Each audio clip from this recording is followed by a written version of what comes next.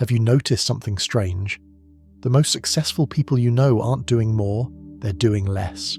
One thing, completely, without split attention, while everyone else drowns in productivity systems, task managers, and optimized routines. There's an ancient Japanese practice that destroys every modern productivity myth. It's called Ichigyo Zammai. One action, total immersion. And once you understand how it works, you'll never waste another hour pretending to multitask. But here's the uncomfortable part. This practice will force you to admit something about yourself, something you've been avoiding. The surgeon's hands don't shake. 2:47 a.m. Emergency room, Portland, Oregon. Dr. Sarah Chen has been awake for 19 hours. Her patient is coding, blood pressure dropping. Family in the waiting room. 3 nurses shouting updates simultaneously. The attending physician asking questions from across the room. Her phone buzzing. 15 unread messages, and Sarah is doing one thing. Tying a surgical knot. Just that. The noise exists. She registers it peripherally, but her entire consciousness has collapsed into the movement of her fingers. Thread, tissue, tension, loop. Nothing else occupies her mind. Not the fatigue, not the pressure, not the consequences, just this knot, this moment, this action. The patient stabilizes. Later, a colleague asks her how she stays so calm in chaos. Sarah doesn't have an answer that makes sense. I just do one thing at a time. They laugh. Everyone does one thing at a time, right? Wrong. Most people do one thing while thinking about 7 others. Sarah does one thing while being one thing. There's a universe of difference. Here's what nobody tells you about focus. It's not about concentration. Concentration is force, effort, willpower pushing against distraction. That's exhausting. That's why it fails. Ichigyo Zammai is different. It's not forcing attention onto something. It's becoming indistinguishable from the action itself. When a Zen monk sweeps the temple floor, he doesn't concentrate on sweeping. He becomes sweeping. The separation between sweeper and sweeping dissolves. This isn't poetry. It's neuroscience with a 1,000-year head start. A researcher at MIT studied expert surgeons, master craftsmen, elite athletes. Same pattern across all domains. The best performers showed decreased activity in the prefrontal cortex during peak performance. Less thinking, not more. The conscious mind stepped aside. The action performed itself through them. This is Ichigyo Zammai, and you already know what it feels like. Think back. Remember the last time you were completely absorbed in something. Maybe you were reading and looked up to find 3 hours had vanished. Maybe you were cooking and the entire meal came together without a single conscious decision. Maybe you were having a conversation so engaging that the restaurant closed around you without you noticing. That state. That's it. You weren't trying to focus. You were merged with the experience. Time became irrelevant. Effort disappeared. The Zen masters have a phrase for this. When walking, just walk. When eating, just eat. Sounds simple, sounds obvious, until you actually try it. Marcus is a software engineer in Seattle. 6 years of experience, good at his job, consistently average performance reviews. His typical workday looks like this. Opens laptop, immediately checks Slack. 23 unread messages, opens email. 47 new emails, opens code editor, stares at the task, checks Slack again. Someone asked a question, answers, returns to code, types 3 lines, email notification, clicks, reads, doesn't respond, returns to code, phone buzzes, text message, replies, back to code. What was I doing? Checks the task description again, someone walks by his desk, brief conversation, returns to code, realizes he needs to check something in the database. Opens database tool, gets distracted by an unusual query result, investigates, 20 minutes pass, returns to original task, still on line 4, lunch break, scrolls phone while eating, afternoon, same pattern. By 6 p.m, the task that should have taken 2 hours has consumed 8. Marcus feels exhausted. He worked hard all day, but did he? Here's the brutal truth about multitasking. Your brain cannot process multiple conscious tasks simultaneously. It's not designed to. Never was. What you call multitasking is actually rapid task switching, and every switch carries a cost. Researchers at the University of California measured it. After each interruption, it takes an average of 23 minutes to return to deep focus. 23 minutes. Now calculate the cost of your day. How many times did you switch context, check your phone, answer a message, read a notification, click a tab? Each one is a 23-minute penalty, except you never actually pay it, because you switch again before recovering. You spend entire days in a permanent state of partial attention, doing everything, completing nothing. This is the opposite of Ichigyo Zammai. But here's what makes this practice so difficult. It's not that we don't understand the concept, it's that our entire culture is designed to prevent it. Your phone wants your attention, your email wants your attention, your social media wants your attention, your colleagues want your attention, your family wants your attention. Everyone and everything is in a war for your consciousness, and you're letting them win. Not because you're weak, because you never learned there was an alternative. Let me tell you about Kenji. He's a potter in Kyoto, 73 years old. 40 years ago, he made a decision. He would make exactly one type of bowl, just one. The same design, same size, same clay, for 40 years. His apprentices thought he was insane. Master, don't you want to create new designs? Explore different forms? Kenji smiled. I haven't finished understanding this one yet.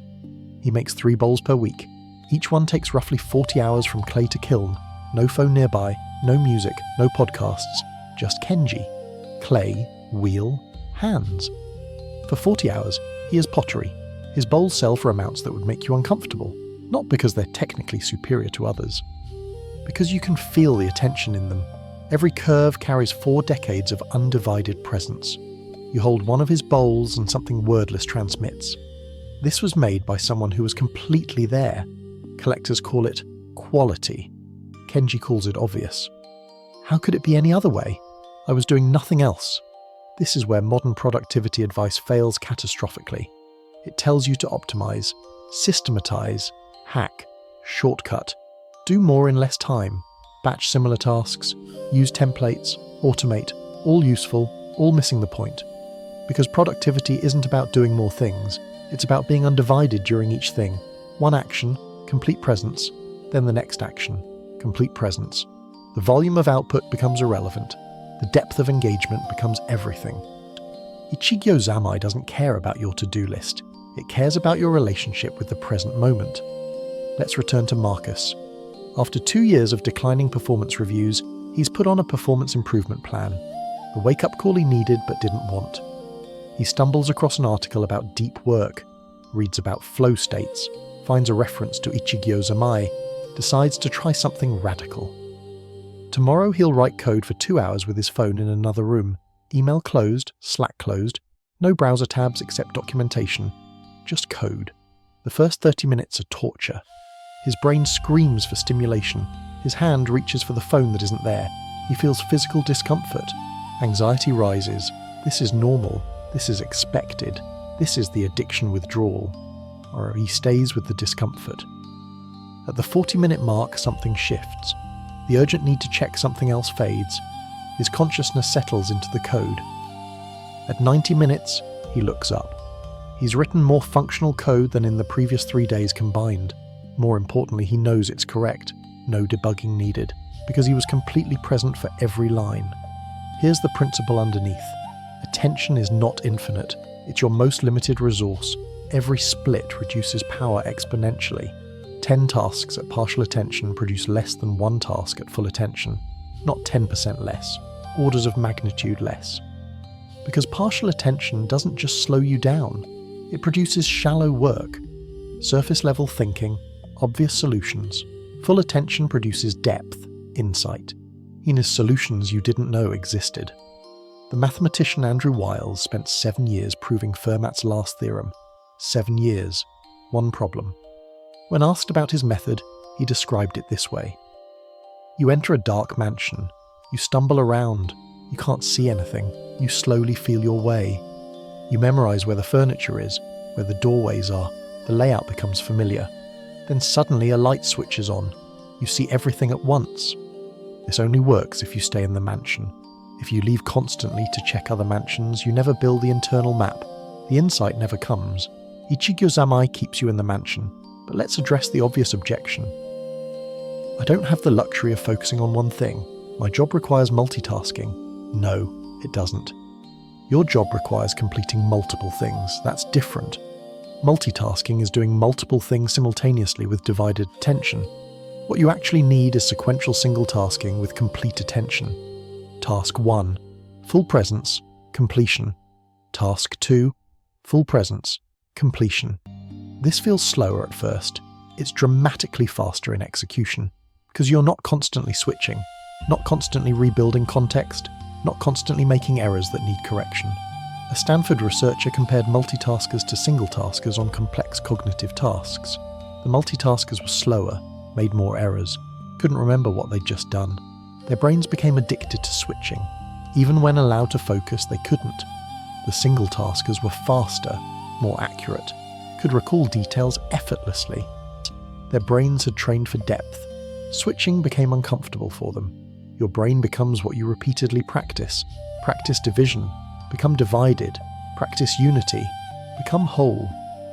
There's a story about a Zen master and his student. The student asks, "Master, what is the essence of Zen practice?"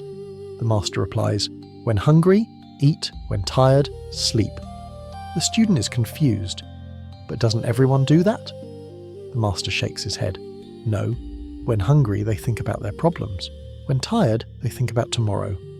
When eating, eat. When sleeping, sleep. When living, live. This teaching contains everything. Sarah, the surgeon, didn't learn Ichigyo Zammai from a Zen monastery.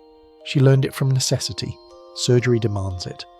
Split attention kills patients, so her training forced her to develop it. But the principle applies everywhere. Watch a master chef. They're not thinking about the recipe while chopping. They're chopping, the knife, the vegetable, the rhythm, nothing else. Watch a master musician. They're not reading the notes while playing. They've become the music. The separation dissolved. Watch a master teacher. They're not thinking about their lesson plan while teaching. They're fully present with the student, responding, adapting, alive. Mastery in any domain is Ichigyo Zammai in that domain. Here's what makes this practice so powerful. It's not a technique you layer on top of your existing habits. It's a fundamental reorientation of how you inhabit time. Most people experience time as something to fill. Empty moments feel uncomfortable. Must be occupied immediately. Waiting in line, check phone. Eating alone, watch video. Walking somewhere, listen to podcast. Every moment must deliver stimulation. This creates a fragmented relationship with existence itself. You're never fully anywhere, always partially somewhere else. Ichigyo Zammai inverts this. Time is not something to fill. It's something to inhabit completely. Each moment becomes spacious rather than cramped. Marcus continues his experiment. 3 weeks of 2-hour deep work blocks every morning. No exceptions, no negotiation. His productivity doubles, then triples. His manager notices, comments, asks what changed. Marcus tries to explain, "I'm just focusing on one thing at a time." His manager nods but doesn't understand. Because Ichigyo Zammai cannot be understood conceptually, it must be practiced. Marcus begins extending the practice. Lunch break, no phone, just eating, tasting, noticing, commute home, no podcast, just driving, seeing, being present, conversation with his partner, no planning his response, just listening completely. His life doesn't become slower, it becomes richer. The texture of experience changes. Here's the counterintuitive part. Ichigyo Zammai produces more output while feeling like less effort. How? Because effort is the sensation of resistance. When you're divided, everything feels like effort. You're constantly fighting distraction. When you're unified, effort disappears. You and the action become one. This is why athletes call it the zone. This is why artists call it flow. This is why meditators call it presence. Same experience, different language. The Zen tradition simply named it first. Let me give you a test. Right now. This moment. What are you doing? You're watching this video, obviously. But what else are you doing? Are you also thinking about something you need to do later? Are you also aware of a notification you haven't checked? Are you also planning what you'll watch next? If yes, you're experiencing partial attention. You're here, but not fully here. The video is playing, but you're not completely present for it. This is normal. This is how most people experience everything. Partially present, always split, never whole. Ichigyo Zammai is the practice of closing that split, not through force, through release. You stop doing multiple things, you just do one thing, then something remarkable happens. The thing you're doing becomes vivid. Details emerge you've never noticed before. Time expands. 5 minutes feels like 30, not because it's slow, because it's full. Compare this to scrolling social media for 30 minutes. Time compresses. It's gone before you notice. Empty time passes fast. Full time is expansive. Ichigyo Zammai doesn't give you more time, it makes the time you have more real. Kenji the potter explains it this way. Young people today move very fast but go nowhere. I move very slowly but arrive completely. He's not criticizing, just observing. The culture of speed produces the illusion of progress. Busy, productive, hustling, grinding, moving fast, going nowhere. Because movement without direction is just agitation. Ichigyo Zammai is direction without agitation.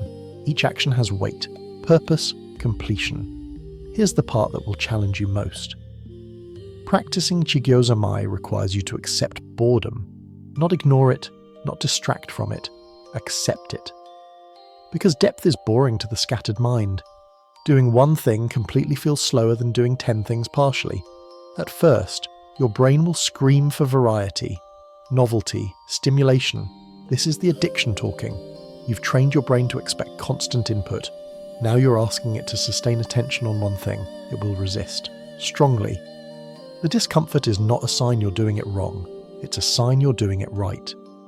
A neuroscientist at Berkeley studied this exact phenomenon, took 2 groups, both asked to work on challenging problems. Group 1 could take breaks whenever they wanted, check phone, switch tasks. Group 2 had to stay with the problem for 90 minutes straight. Group 1 reported higher satisfaction during the task.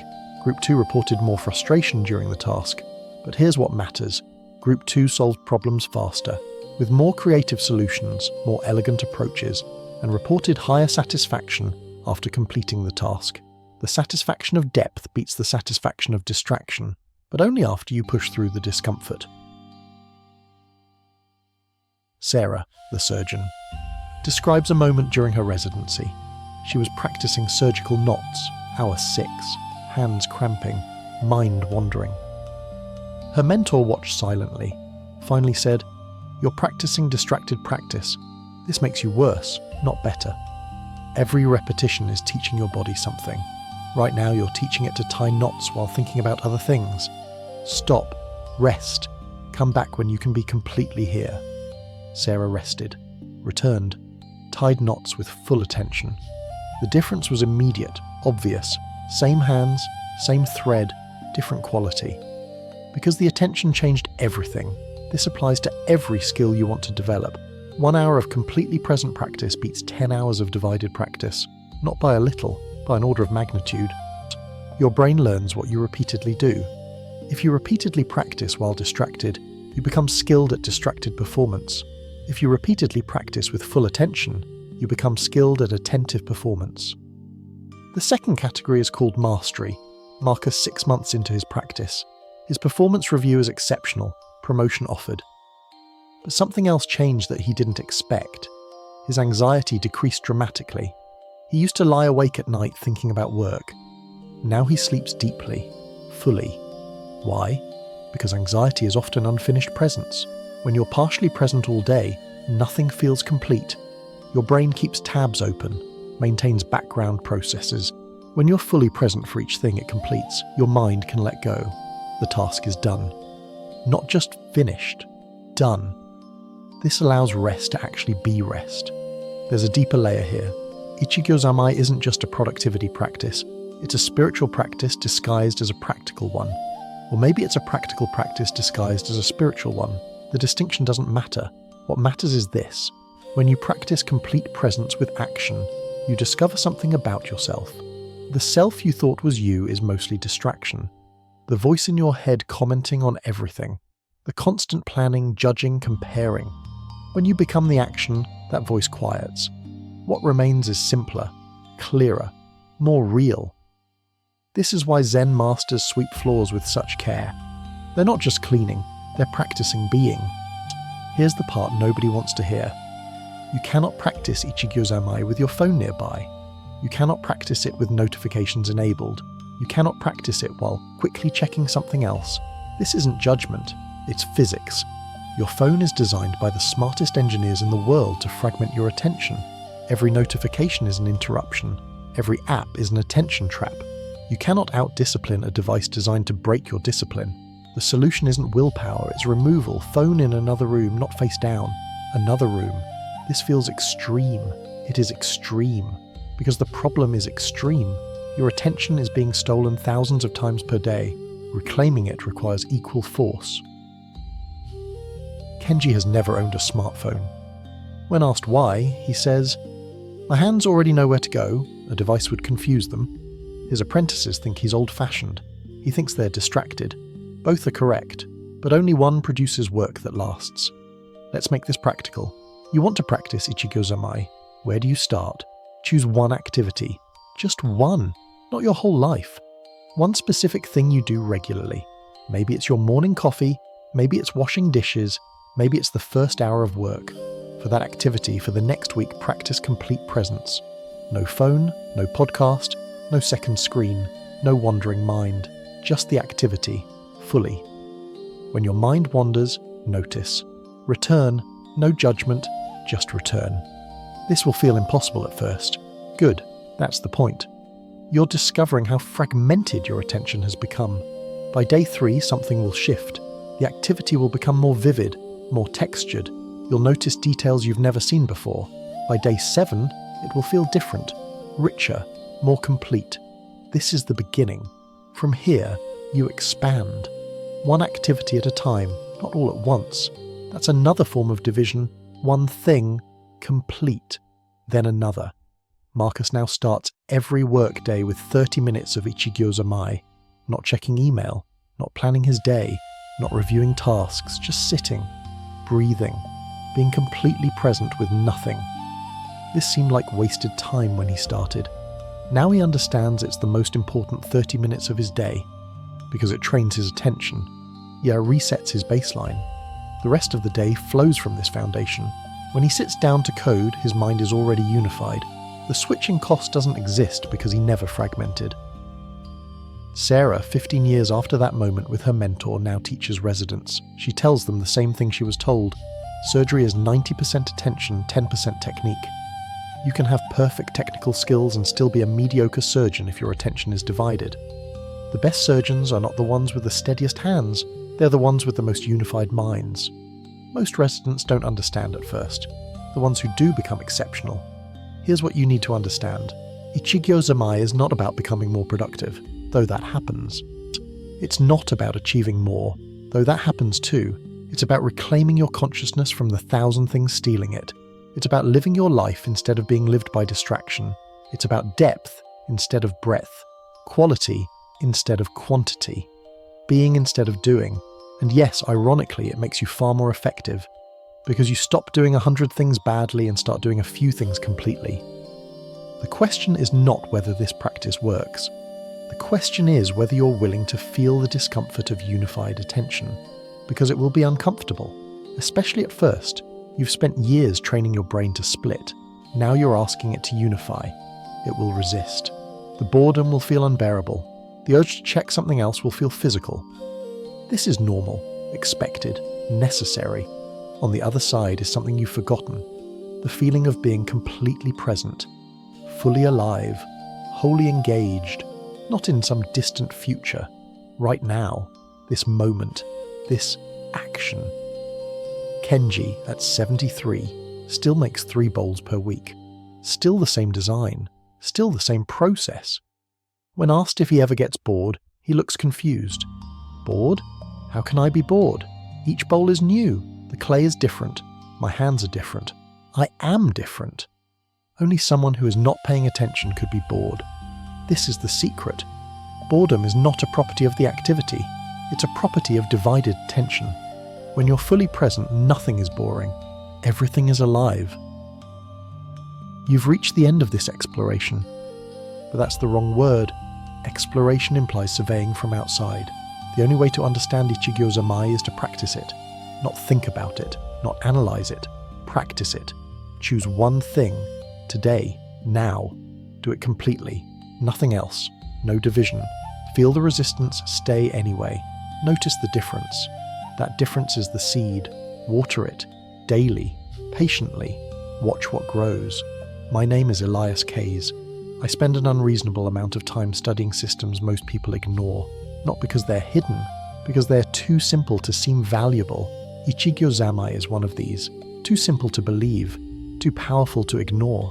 The depth of your life is determined by the quality of your attention. Nothing else. Not your goals, not your plans, not your strategies, just your attention.